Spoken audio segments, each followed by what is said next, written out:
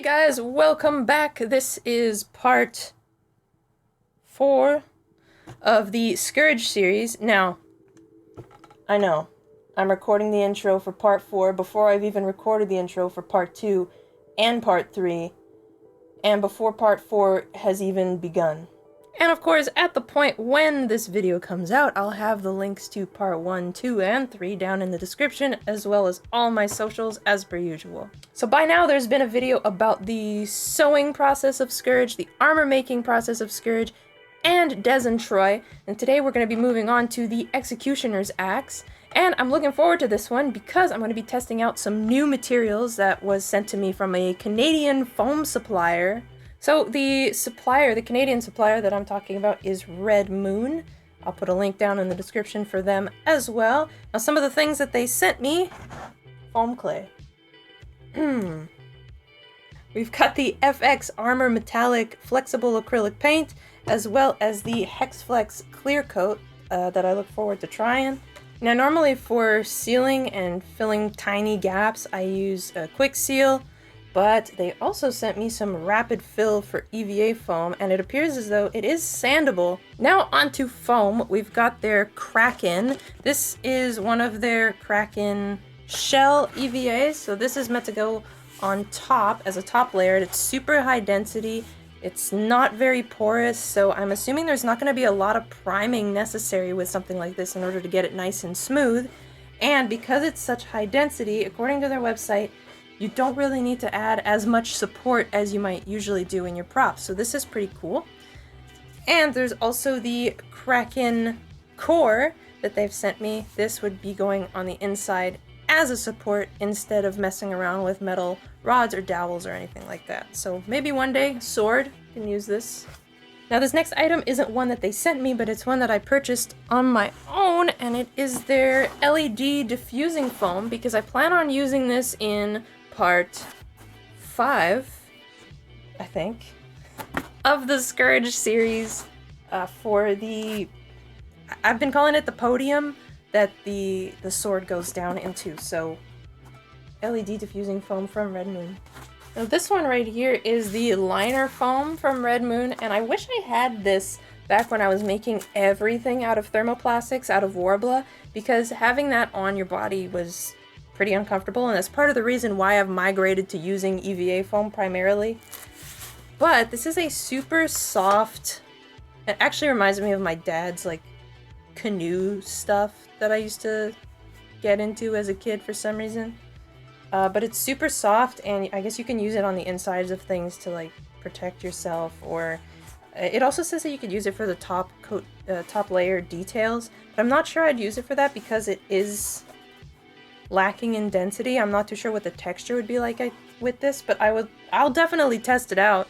I'll test it out at some point, but not for this project. And they've also got some fake leathery looking foam that I will probably try testing out with some leather working tools at some point too.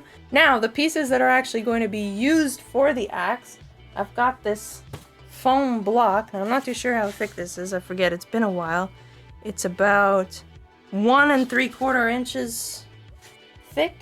I'm not sure it's long enough. I've yet to make the pattern yet. We'll be doing that soon. So I've got this to make up the majority of the bulk of the axe. And I've got some high density EVA foam as well. All of these things are from Redmoon. Let's do it. Drop my pen. My axe pattern doesn't fit on the block since it's too wide, but that's alright. I'll just mark where it ends and trace the rest elsewhere on the block. This is going to be the top and bottom layer that's going to make up the rest of the thickness. At this point in time, I don't have any contact cement as I officially gave up on my jar collection of Renia contact cement, so I ordered some barge.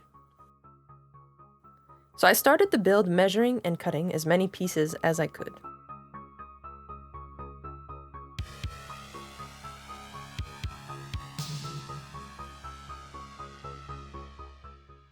Of course, I always sharpen my blade, and here I am doing a 90-degree cut gymnastics move.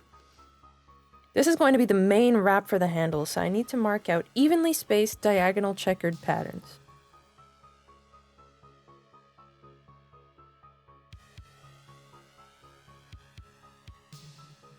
A nice even pressure and speed makes for clean, even lines with a wood burner. However, I got a little bit carried away and I did my checkered pattern all the way down, and I was supposed to stop at a certain point. My beveled cut you see here measures about 1/4 inch, so I'm taking that into consideration when I'm cutting out my next piece.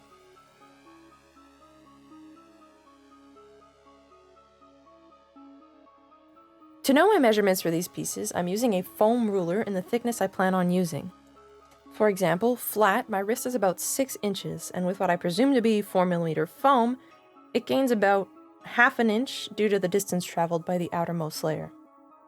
It sounds obvious, but it's really easy to overlook it if you're distracted. This next piece is pretty detailed, so I'm starting by carving in some lines and opening it up with heat. This white pen I'm using disappears with heat, so I can start over as many times as I want. It was pretty hard figuring out what these designs were. Now, the reason for the top and bottom layer here, other than the thickness, is for the ridge shape in the reference. I can achieve that by cutting out a bevel and then gluing it together once the glue arrives. Oh, time skip, and now that the glue has arrived, I'm applying heat to the handle wrap to shape it so it doesn't fight against the glue so much. Then, slowly and carefully, I'm connecting the grid lines where they should connect. The axe piece can join the rest too, and those bevels can be completed.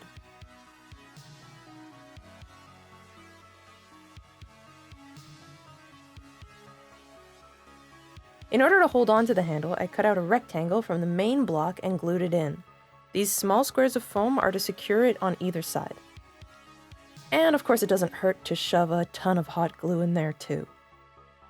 Seams are sanded with the drum, and then the stone bit as per usual. And let me tell you, this prop got super annoying to sand since it was just long enough to not fit nicely in my little space where I sand. Now that those seams are taken care of, I can start adding my other layers. As you can see, this is a very tiered design similar to the armor, where I just have to add various flat planes onto other flat planes. Except for the tip of the handle though, that had a bit more of a shape to it. I'm starting by cutting a beveled piece and gluing it to the edge. Now a couple circles can be cut out for the tip. Those edges get sanded and rounded and glued on. I need a really sharp blade to cut through this 2mm at a very harsh bevel. And now I can glue it onto the end, on top of the initial bevel piece, to create that smooth, tapered look. And since I don't want to be too covered in foam dust, trust me, been there, done that with the Chaos Eater's sword, I'm cutting off the excess before I start sanding. If you come to my stream, you'd know what we were calling these pieces. Anyways, I'm cutting a bevel out of them too. But not all the way, since I want the rounded part to stay nice and smooth.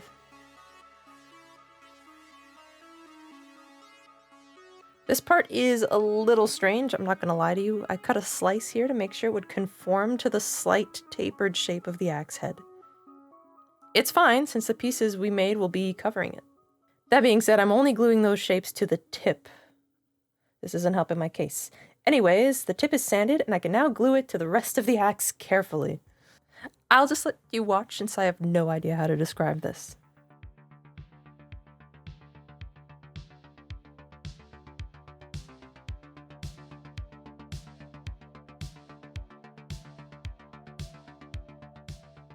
I'm gluing the top and bottom layers on finally as well, cutting out the extra for the blade edges.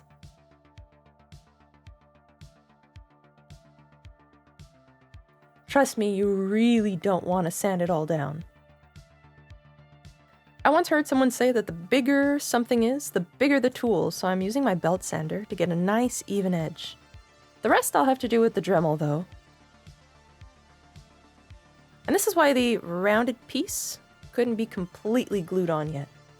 And to get a more full shape at the base, I'm slipping in a tiny little rounded off piece of foam on the inside. Before I continue on to weathering it though, I need to cover up these seams with foam clay. Wet the surface, add the clay, and smooth it out as much as you want. Or add texture. I'm choosing to add texture later with different sanding bits though. And this thing is gnarly, so there's a lot to do.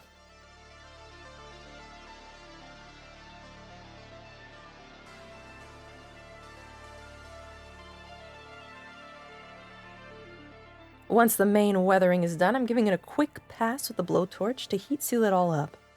Now I can do more precise, smaller details with the wood burner. To start sealing the prop, I'm starting with the rapid fill. I'm using it similarly to quick seal, however, it says not to use it to fill seams. It simply just doesn't. But it was perfect for little layer junctions I like to connect and round off, and it also sands amazingly. What I really like about this stuff is that it kind of mimics the texture of the foam once it's sanded, and I plan on eventually in the future using it on top of my quick seal, since quick seal tends to smooth out certain areas, and then in your paint job you risk having slightly shinier spots and slightly more dull looking spots because of the texture of the quick seal. So this stuff is going to be a lifesaver when it comes to that, to just evening out the surface again on my props. Since I was still new to the product though, this only came to mind after I was done working on it. So in terms of this progress, I'm still doing my quick seal afterwards. Once primed with Plasti-Dip and base coated with the gunmetal spray paint that I had used on Des and Troy, I'm shading it down with a watered down black acrylic. And similarly to Des and Troy in my last video, it's a small change but a big difference overall.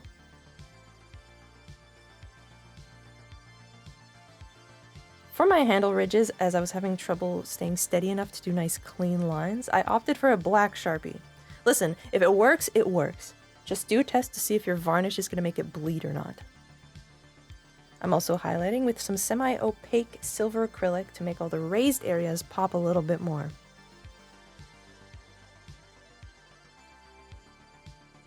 Well, my friends, I forgot to record an outro when I initially recorded my intro. So I'm just going to be doing it as a voiceover for today because I don't feel like setting everything up and just recording an outro. I'm going to start by telling you guys what I thought about the foam. So the high density foam is amazing. I loved it, and it's still glued very nicely. It's sanded beautifully. I love it. One item that I wasn't super fond of, and it's probably just in the way that I was using it, was that big foam block, because it's got a lower density foam in the middle to make up the majority of the bulk, and it's got 2 layers of slightly more dense foam on either side. I feel like that could work if you're not going to have to worry about sanding into the block, but sanding into the block made it so that the pressure that I was applying with my Dremel would eat through one of those densities a lot faster than the other, so it was really hard to get nice even lines even with the belt sanders. It wasn't necessarily just because I was doing it by hand. Didn't end up mattering at all for this prop though in the end because it's so weathered, but if you were trying to do something super clean and you did have to sand through it, I would just be wary of that and maybe just use it for the main shape and then cover it in another foam afterwards so that it has a natural taper that way. That's what I would recommend doing with that. And of course, as I mentioned earlier, I loved that spackle, that gray spackle that I sanded afterwards. I really look forward to using that on future props. Again, these products were from a Redmoon cosplay supply. There's going to be links down in the description for all of that.